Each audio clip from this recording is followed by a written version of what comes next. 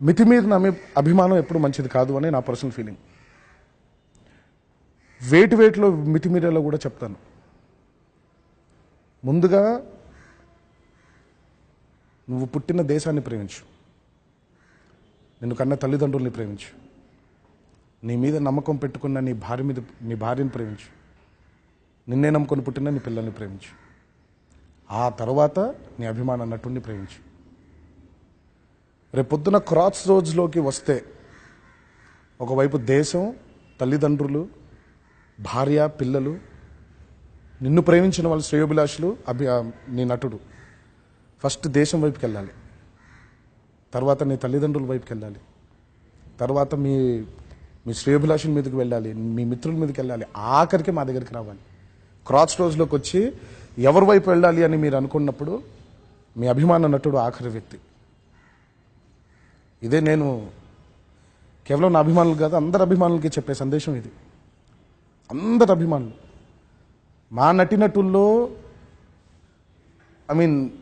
మీరే చెప్పండి ఎన్ని ఇన్సిడెంట్స్ ఉన్నాయి. మేము కొట్టుకున్నామని, మేము తిట్టుకున్నామని. అభిమానం సినిమాల వరకే. 2 గంటల్లో చూసే సినిమా కోసం దయచేసి గొడవల్లోకి వీటన్నిటిలోకి వెళ్ళొద్దు అని నేను అందరినీ కోరుకుంటున్నాను. వెళ్ళరు, నా అభిమానులు ఖచ్చితంగా వెళ్ళరు అనే నమ్మకం నాకుంది.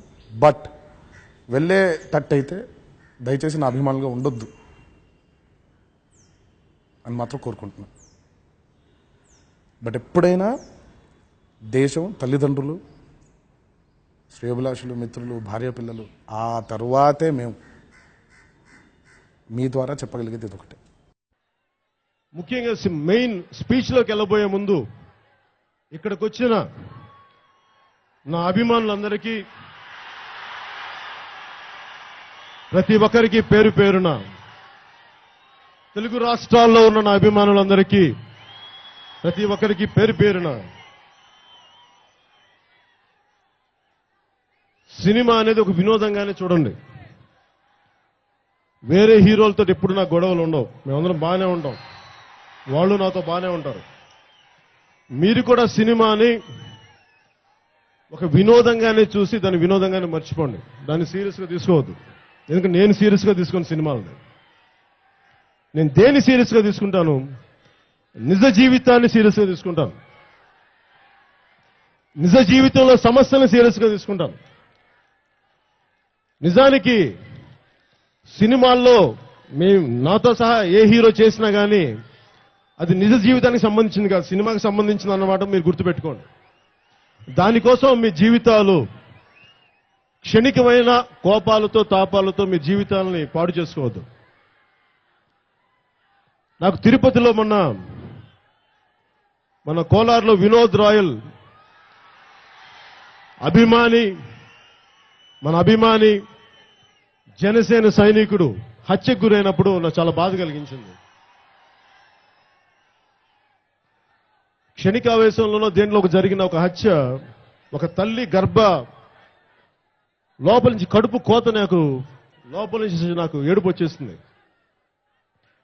మీరెవరు కూడా దయచేసి మీరు ఏమి చేసినా, నాతో పాటు చాలా మంది పరిగెత్తుకుంటూ వస్తుంటారు, బైక్స్లో వస్తుంటారు, మీరందరూ క్షేమంగా వచ్చి క్షేమంగా వెళ్ళాలని కోరుకునేవాడిని నేను.